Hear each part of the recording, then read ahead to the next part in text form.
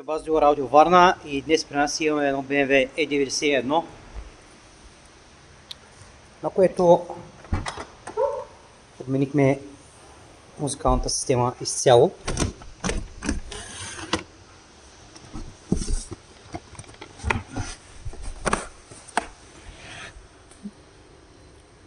Усилвателче.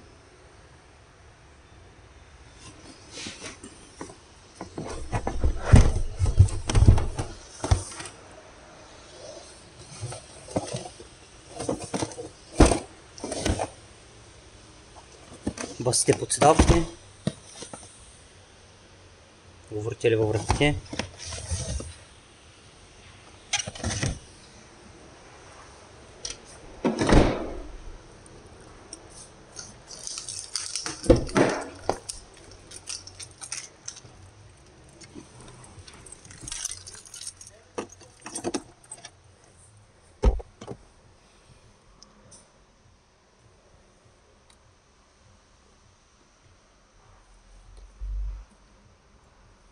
И сега остава и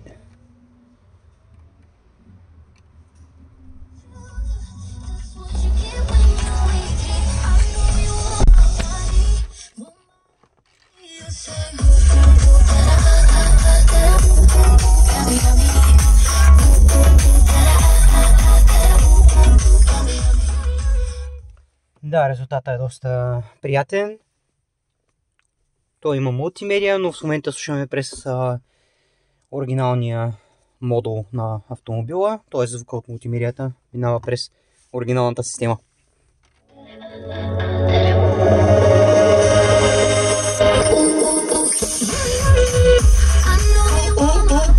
Кога стана това време? Така, да добиете горе-долу бегла представа за какво става въпрос. Ако искате нещо подобно за вашия автомобил, заповядайте при нас.